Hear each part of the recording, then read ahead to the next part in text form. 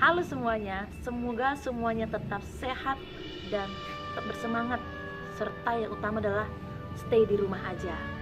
Kali ini saya akan mengajak kalian bersama-sama tetap belajar dari rumah, belajar mengenai bab terakhir dari materi PPKN kelas 11, yaitu persatuan dan kesatuan. Melalui materi ini, kita akan sama-sama belajar mengenai apa sih makna dan hakikat persatuan dan kesatuan, bagaimana sejarah persatuan dan kesatuan lahir di Indonesia, kemudian prinsip-prinsip persatuan dan kesatuan, faktor penghambat serta pendorongnya, serta yang terakhir adalah tindakan-tindakan yang mencerminkan persatuan dan kesatuan baik dalam hidup bermasyarakat dan bernegara.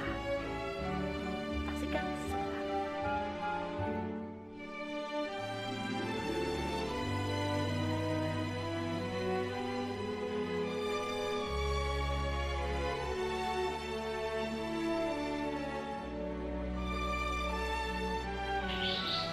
Bicara mengenai persatuan dan kesatuan di Indonesia, ini adalah sebuah proses yang cukup panjang. Bisa dikatakan, proses persatuan dan kesatuan ini dimulai ketika adanya persatuan rakyat di berbagai daerah yang sifatnya masih lokal untuk melawan penjajahan-penjajahan di daerah masing-masing, yaitu dimulai dari penjajahan atau melawan penjajah Hindia Belanda sampai kepada perlawanan terhadap pendudukan Jepang.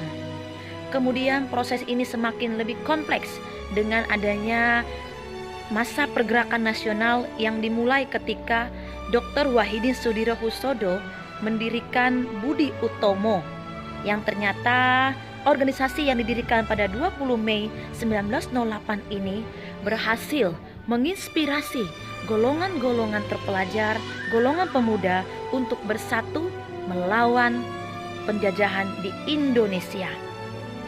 Salah satu puncak dari pergerakan nasional adalah ketika diadakan Kongres Sumpah Pemuda kedua, yang dimana dihadiri oleh berbagai golongan-golongan atau organisasi pemuda daerah seperti Jong Islamitan, Sekar Rukun, Jong Celebes, Jong Ambon, Jong Batak, dan lain-lain. Mereka bersepakat bahwa semenjak itu mereka tidak akan lagi mengadakan perlawanan secara terpisah, tetapi mereka bersatu untuk melawan penjajahan Belanda demi keutuhan, demi terbentuknya sebuah bangsa Indonesia. Dalam Sumpah Pemuda kedua muncullah lambang-lambang pemersatu Indonesia. Salah satunya adalah bahasa Indonesia dan lagu kebangsaan Indonesia Raya. Nah, puncak dari persatuan dan kesatuan adalah ketika proklamasi dibacakan pada tanggal 17 Agustus 1945 di Jalan Pegangsaan Timur nomor 56 oleh Soekarno. Proklamasi adalah sebuah pernyataan bahwa seluruh rakyat Indonesia sepakat membentuk sebuah negara menjadi sebuah bagian dari yang namanya Indonesia.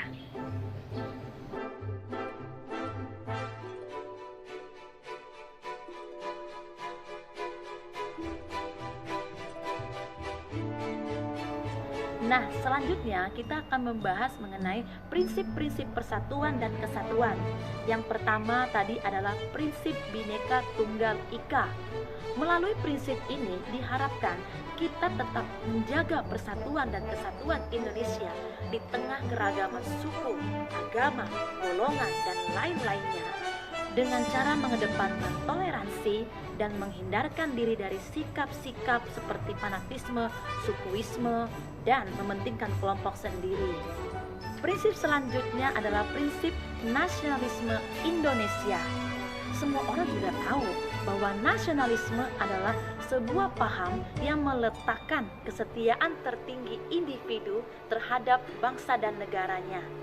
Diharapkan melalui prinsip ini, orang-orang Indonesia tetap cinta tanah air, tetap setia terhadap bangsa dan negara, tetapi ingat, tidak boleh merendahkan atau merugikan bangsa dan negara lainnya.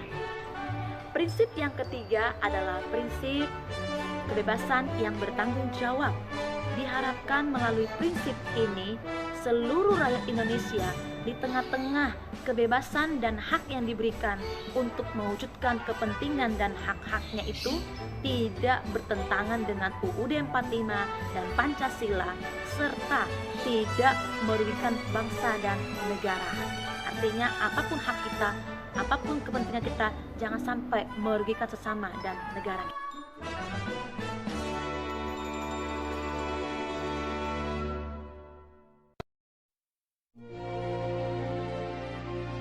Prinsip yang keempat adalah prinsip wawasan Nusantara.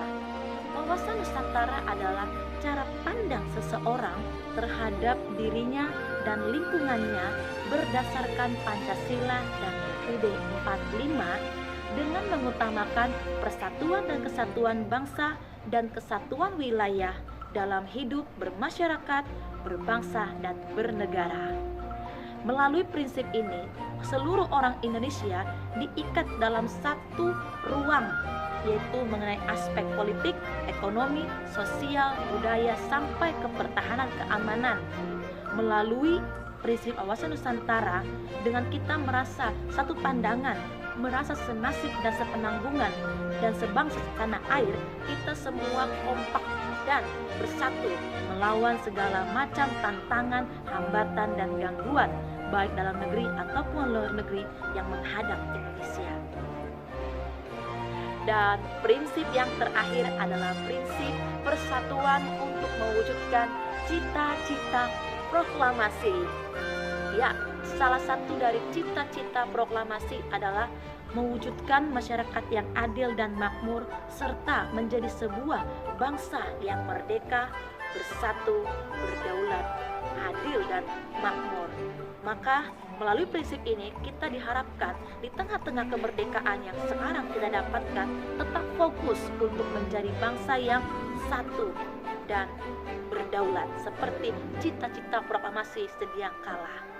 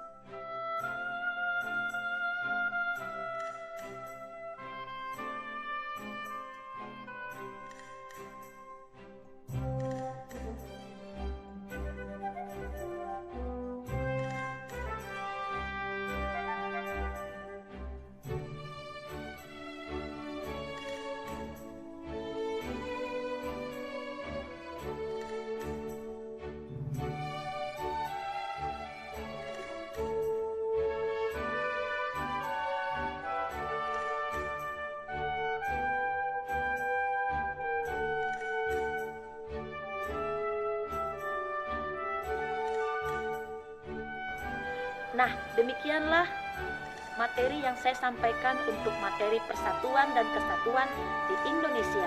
Semoga kita tidak hanya sekedar paham apa itu makna persatuan ataupun hafal prinsip penghambat dan pendorongnya, tapi kita menjadi agen-agen persatuan dan kesatuan, dimulai dari ruang lingkup keluarga, sekolah, hingga akhirnya bangsa dan negara. Sampai jumpa.